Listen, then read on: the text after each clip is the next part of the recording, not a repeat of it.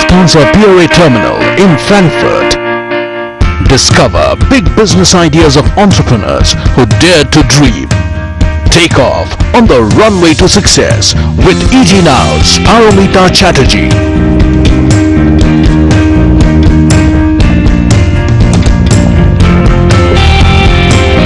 Hello and welcome to Lufthansa Runway to Success, a brand new series where successful men and women inspire, guide and mentor new breed of Indian entrepreneurs every week. On the show today, we are joined by someone special, a rarity in today's world, the one company man, globally acknowledged as a management visionary and a radical thinker. He is credited with developing the employees first, customers second philosophy. Fortune magazine has hailed him as having the world's most modern management style and included him in its global executive dream team. While London Business School has called him a global leader of organizational innovation. Please join me in welcoming none other than Vineet Nair, Vice Chairman, HCL Technologies. Thank you. Hi Vineet, you're looking fit and dapper, if I may say so, day by day. I was always fit, you noticing me for the first time. Okay, you asked a little bit about that. I'm not going to let you go so easily. Vineet, as I said, it's always great to interact with you, and especially with your approach. It's always refreshing to hear your thoughts. But let's hear a little bit about your journey. I know you've spoken about it many a time, but your journey starting all the way back from HCL, connecting to ComNet, and what really led to a huge industry that it is currently. And what was the approach that you think worked for you? I think I may be a wrong example because I've led my life knowing what I don't want to do rather than what I want to do. I joined HCL when it was $4 million in revenue, and the reason I joined it is because I didn't want to sell toothpaste and toothbrush and soaps. And Unilever was a big opportunity at that particular time. Right. I started ComNet because I didn't want to be part of a legacy organization. I wanted to be part of a startup organization. What I wanted to do, I was not very clear. In fact, you sort of took a few hesitant steps in terms of taking on board the leadership of HCL, so to speak. In 2004, when Shiv Nadar made you the offer, you actually said no, but then changed your mind in 2005. What transpired in between that made you think again? So first is in 2004, I had started a new chapter of my life by setting up my foundation called Sampark. And I had decided along with my wife to dedicate my life for social innovation. I truly believe that business innovation was good, but if you potentially can do social innovation, it would be fantastic. So when Shiv came in and talked about this, the reason I said no was two. Number one, I think I was not competent because I'd never done it before. He had more confidence in me than I had in myself. Number two, he's a good friend, and this is all he had, and therefore if I end up destroying it, it would be, it's not something I wanted to do.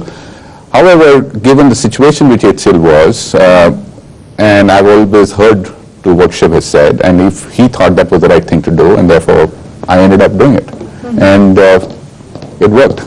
It worked, and it worked so well because you almost reset the rules of the game from all the doubters at that point in time who looked at your business model to where things stand today, where a lot of the established names are almost floundering. What is it that you think you did right, or was it just a lot of luck that you'd attributed to? You had a clear strategy in mind. I didn't have a clear strategy, but again, I knew that what's not going to work. I truly believe that people don't make companies.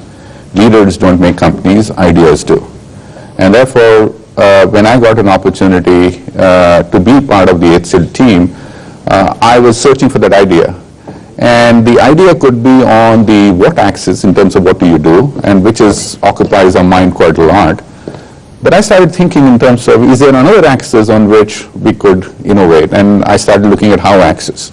So we asked ourselves three fundamental questions. What is the business we are in to create incremental value for our customers which our competition can't create? Who creates that incremental value? Our employees. And therefore, what should the business of managers and management be? Obviously, to enthuse, encourage, enable the employees to create the differentiated value so that we can grow faster, and hence the idea of employee first, customer second was born. But that's easier said than done, isn't it? I mean, we have these big billboards put up, with these values that many companies want to help employees imbibe.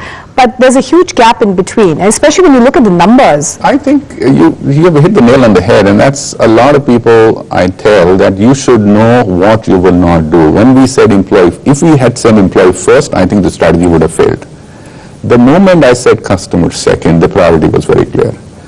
The reason a lot of these strategies fail is because the conviction of making something second is not there.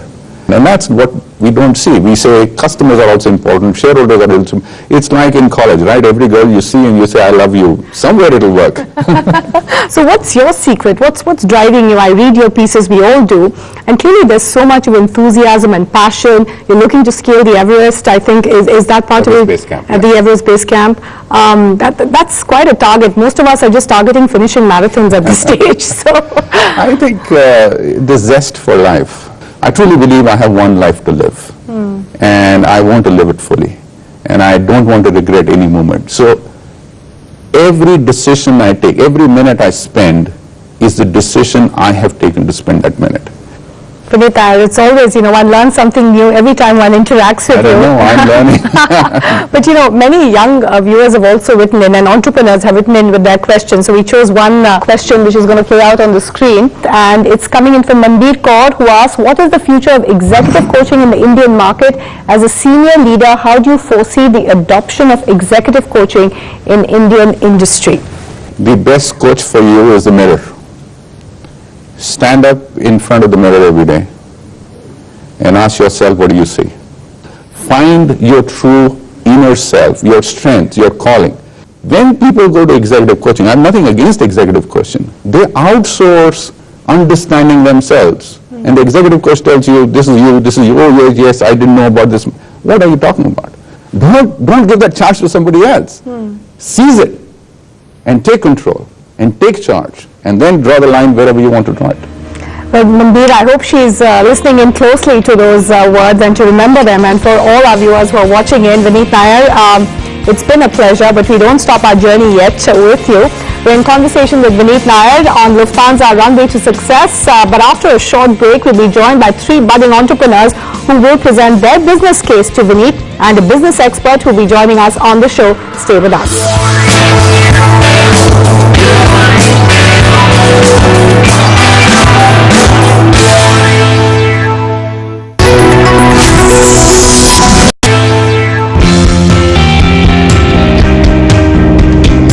Welcome back to Lufthansa Runway to Success. We are here at the Lufthansa Business Lounge at the new Pier A Plus, a quantum leap in passenger comfort. And we are now joined by 3 young entrepreneurs who will share their exciting businesses with Vineet Nair. Now the show becomes a little competitive as one amongst these 3 will be selected as the winner of this episode and will win himself a Lufthansa business class return ticket to any one of over 250 destinations where Lufthansa flies, including Europe, USA and Canada. He will also qualify for the semi-finals of this season of Runway to Success. The winner of our grand finale will win a mentorship from Canon Partners and TIE, and also a sponsorship to a business program at Cambridge University. A lot of goodies in store for our winner, so let's set the ball rolling.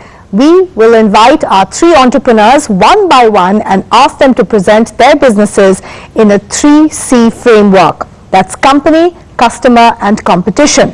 But selecting a winner will not be an easy task, so we have invited a renowned business expert to help Vineet Nair in deciding the winner of this round.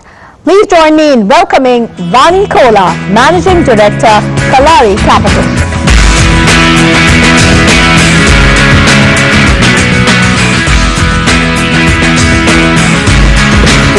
Hi, good to see you.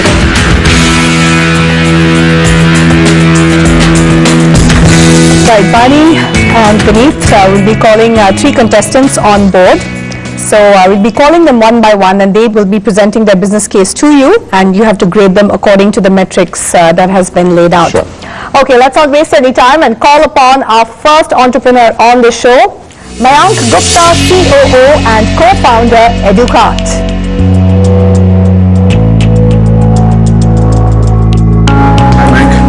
Hello, sir. How are you? I'm fine, thank you. Hi, nice to meet you. Thank you. Mayank, please take a seat. Please start. EduCart is India's leading online education company. We provide high quality and industry relevant certifications and long-term programs at affordable price points, and we cater to the needs of students and working professionals who are looking to differentiate themselves from their peers and have a career aspiration. We were founded in 2011 by myself and my co-founder Ishan. In the past 2 years, we have created programs in areas like retail management, digital marketing, financial management, programming languages, and then we also have international programs with a London-based university called London School of Business and Finance. We also have MBA programs in India, and what we do is we promise to the students or working professionals that take the course from you. Is it better salary, a different job that they're aspiring for? What's the promise? So promise is not a single-fold promise, it's a multi-fold promise. The promise is of career enhancement. When they come to us, they get a good education experience because our core competency is in the delivery of education. Our customers get the promise of knowing the trade better than they did before, and that's why they come to educard.com. So what is your revenue model, and what is the sustainability of the revenue model?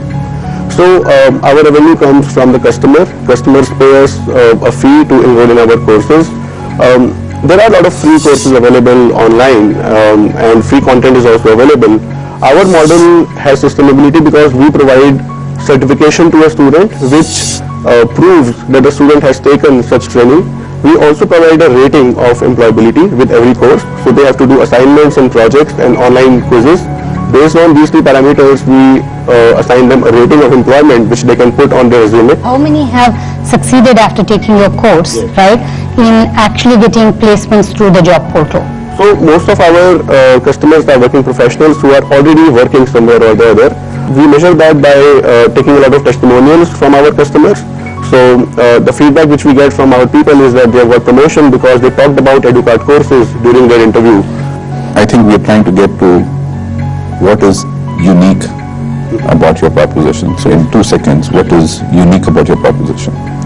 Freedom of education at low cost. Okay, fine. Thanks, Mayank, for that, and we wish you all the very best. Thanks, Mike. Thank you. Take care. Thank you. All the best. Thank you. Thank you. Right, that was Mayank Gupta of EduCard. Let's call upon our second entrepreneur on the show, and he is Bipanpreet Singh, CEO at MobiKwik.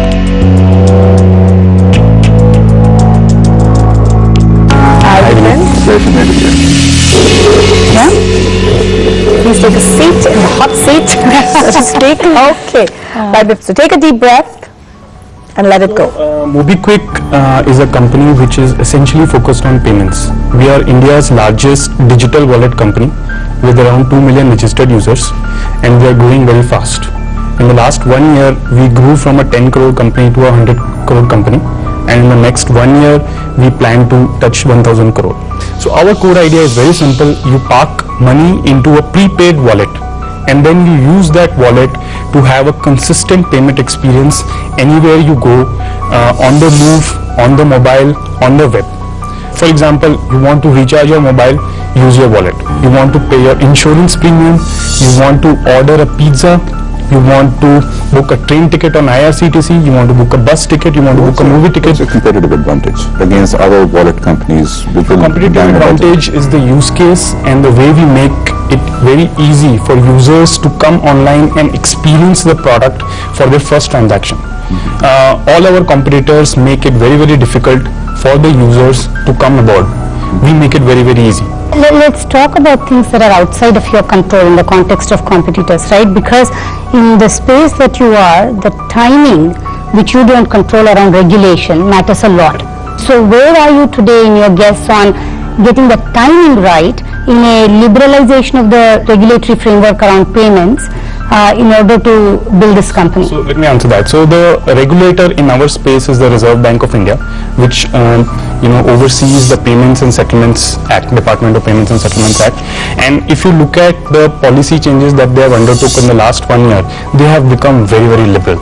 Earlier, the limit on using a wallet was around 5,000 rupees. Now they have lifted it. Without KYC, you can use a wallet up to 10,000 rupees, and with KYC, you can use it up to 50,000 rupees. A lot of these changes have actually taken place in the last 6 months. So I think we couldn't be more perfect in terms of timing. Okay, so Vipin, many thanks. Moby Quick, Vipin, we wish you all the best with that venture. Many thanks for making that presentation. Thank you. I'll ask Thank you. to. Thank you. All the very best. Good luck, yeah? Right, that was Vipin Singh of Moby Quick. There's one more entrepreneur to go on this episode. Will he be able to impress Vineet Nair and Vani Kola? We'll find out after a short break. You're watching Lufthansa Runway to Success on ETNOW.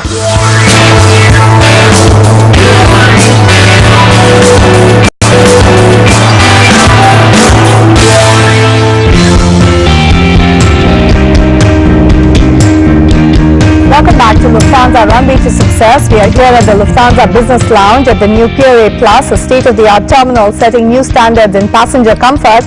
And we have one entrepreneur left to make his presentation. Then it's over to Vineet Nair and Vani Kola to select the winner of this round. Remember, the winner on today's show gets a Lufthansa business class return ticket to any one of over 250 destinations where Lufthansa flies, including Europe, USA and Canada. The winner also qualifies for the semi-finals. So let's call upon our last entrepreneur on the show. He is Shabir Momin, who is the Managing Director and CTO of Zenga Media. Hi. Hi Shabir. Start off with your core premise behind your business. So basically, I started sometime in 2006, and the whole idea was to build a technology which could stream at low bandwidth, because even advanced countries with 4Gs implemented needed much higher bandwidth to stream. And when you walk down the road, you will end up seeing that you drop from a 4G to a 3G or 2.5G. So the 2.5G becomes the base. So we ended up building a technology which could stream seamlessly on a 2.5G network. And we debuted in 2009 with IPL, and we delivered over 140 countries in that time. Since then till now, we've ended up launching 150 TV channels, which also includes some international TV channels. We have about 18,000 movies in our bouquets. We have about 40,000 music tracks in our bouquets. We've got the largest user base in Indian market today. We've got about 22 million unique users, generating about 350 million video views a month.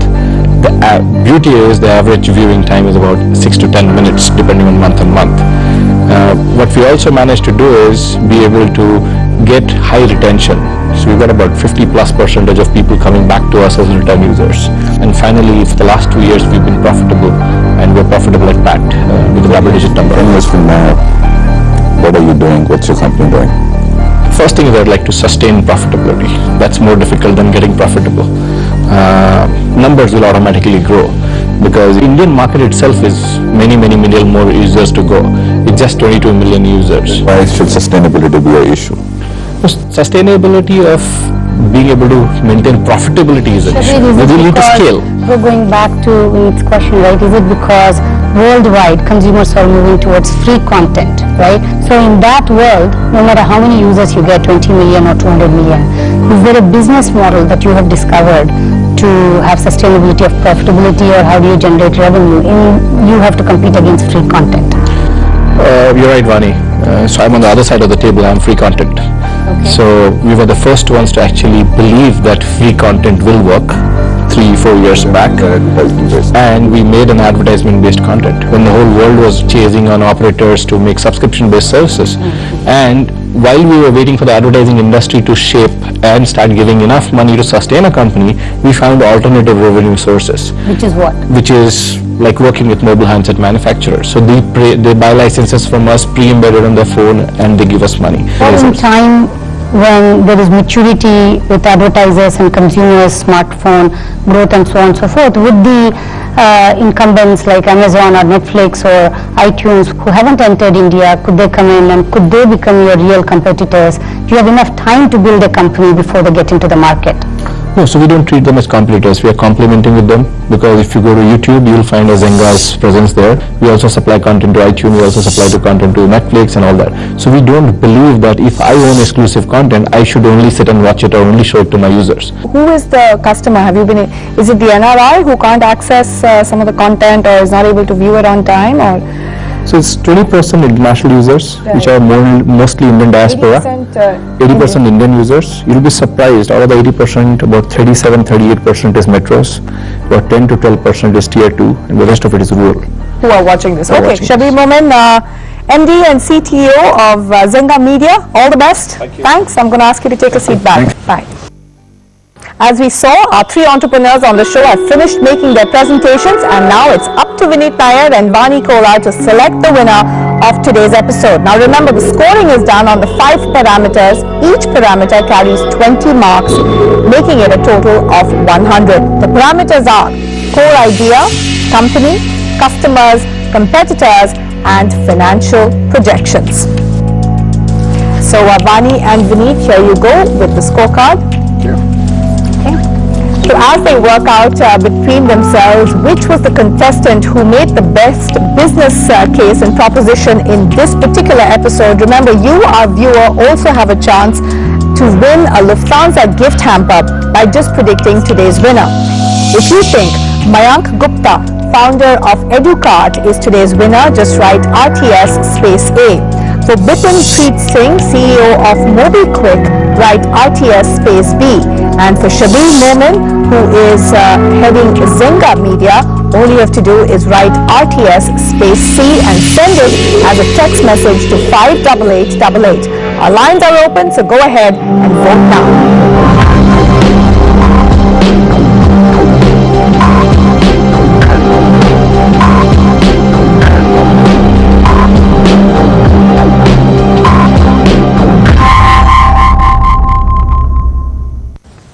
Well, now that the scoring is complete, I'll request Vineet Nair and Vani Kola to mentor and guide our 3 contestants and then reveal the score finally to announce the winner. But first, the mentoring. So Mayank, what I would like you to think about is building on the uniqueness through partnership. Not doing e-learning on standalone basis, but maybe tie up with the university and add your curriculum as part of the university, and if you partner with them, then your ability to reach more students and build sustainable model will be a lot larger. Okay, thank you.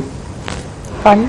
The one thing I'd leave with you to think about is, if I become your customer, apart from improving my skills, how am I going to measure that? The more you put up measurability of you delivering value to your customers, I think the more you will be able to rapidly scale. Thank you. We'll take care of that. Now our next contestant was Bipin, who is heading MobiKwik. So Bipin, 2 things will be critical for the future. One is a brand, and how you're going to invest in that brand. Being a small startup organization, that's always very difficult. Number 2, how you're going to build a unique proposition which is away from only customer acquisition. And finally, there was Zenga Media with Zenga TV from Shabir Momin. Sharif, I'm a bit worried, is it a one-trick pony? And therefore, sustainability long-term cannot be on an idea which arrived earlier. It has to be based on sustainable ideas. And one of the couple of places you need to look at is this whole content creation. So if as innovative you are on distribution, if you can be innovative on crowdsourcing content, then I think you have a fantastic business model which will have competitive differentiators. I think the challenge for you to think through is, you talked about how you could potentially continue to be a profitable private company. If you accept the premise, which I firmly believe, that the only value proposition sustainable in this space will be being the true leader of the pack, right?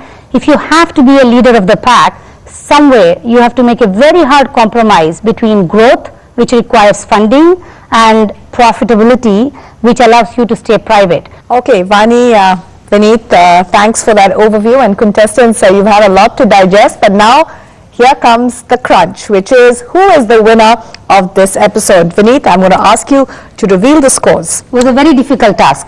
Okay. All of them were fantastic. So in the order of ranking, from the person who got the lowest score to the highest score, there are only 5 marks difference, so it was very touch and go. Mayank, you come as at number 3 position with 57. Bipin, you are at 61. And Shabir, you're very lucky with only 1 point more than Bipin, 62. And you are the winner. Congratulations. Shabir Momin of Zenga Media is the winner of this episode. Could you please join us?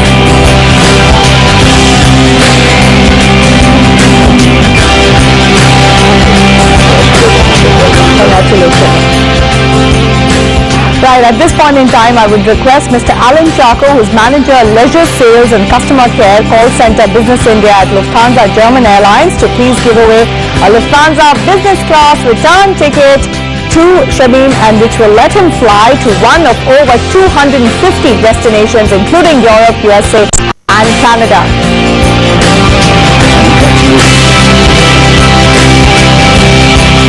I'd like to present you with the business class ticket on Lufthansa. And I would also request Mr. Charco to kindly honor our special guest, Mr. Vineet Nair, by presenting him with a memento from Lufthansa. Thank you so much for being here. Thank you so much. Thank you for inviting me. I would like to present you on behalf of the... I don't get this as your frequent flyer, but I get it to come on the course. Right? You get... Thank you. Congratulations to the winner, and thank you so much, Vineet and Vani, for joining us and sharing with us your insights and guidance to our young contestants who played very well indeed. And that's a wrap on this episode of Lufthansa Runway to Success. We'll see you again next week. Goodbye and thanks for watching.